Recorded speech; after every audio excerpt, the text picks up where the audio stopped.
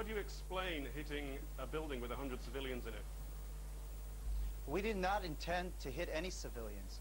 Hezbollah is using this village as a launching ground for missile attacks on our city of Nahariya and on the Western Galilee.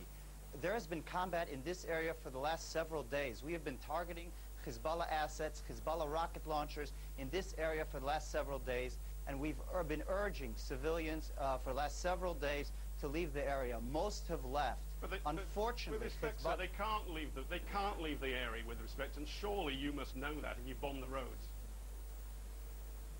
A lot of civilians have been able to leave, but the responsibility for this very unfortunate incident rests with Hezbollah. They use this area, this village, as a launching ground for their missile attacks on us. We have the right to self-defense. We have the right to stop these missiles from being launched, and that's what we're doing. We tried to warn the residents, but turning this village and the whole of southern Lebanon into a war zone, the responsibility for that rests with this terrorist organization that's firing on us and that we have to try to stop. You've got the right to self-defense. I think it's 330,000 of your citizens have been displaced. There's no arguing about that, and there's very few people who would dispute that Hezbollah hides amongst the civilians. But I take you back to the original point. Why put a missile into a building which got 100 people in it? Is your intelligence that poor at the moment? We're engaged in very intense combat, and this is a war. This is intense combat. We're striking at a lot of targets in rapid succession. We try to do everything not to target civilians. We never target them intentionally, and the scenes on television are very difficult scenes for us as well. We don't want to see what we're seeing. Unfortunately, in this war against a terrorist organization which uses civilians, including those in the building, including those in the village, as cover for their operations, things like this can happen, and the world has got to understand that these terrorists are putting the civilians who are living there in danger. They're the ones that are doing this. We've got to respond because we've got to try to stop missile attacks on our country. So we have the right to self-defense, and the terrorists are taking advantage of our right by using civilians as cover. This is a terrorist organization. This is a war on terror, and these are the scenes that the terrorists try to provoke. And unfortunately, and very regrettably, sometimes something like this happens because we are fighting against a terrorist organization using civilians as cover. Another question for you in a moment, sir, but the breaking news, Lebanon has told Condoleezza Rice it can't meet with her before a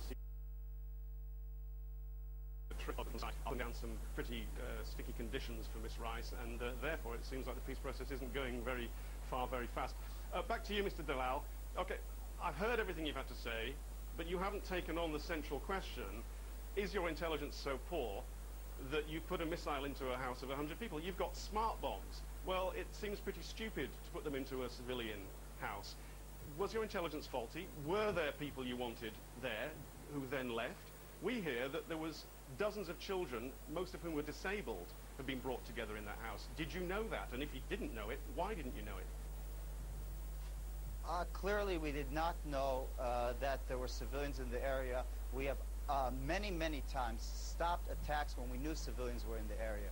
We were attacking. But you must have known, targets. because if you're going to put a bomb into that house, it's because you have targeted that building for a reason, because your intelligence has told you this is your target for whatever reason that you have. So if your intelligence tells you this is your target, why doesn't your intelligence also tell you that there's dozens of handicapped children in there? We didn't know. No one. Why didn't you know? Because this is a war. And in war, we have to act, and we have to act quickly. And we've acted hundreds of sorties, thousands of sorties. And almost all of them have achieved the results we wanted, namely attacking Hezbollah targets and leaving civilians out of the way.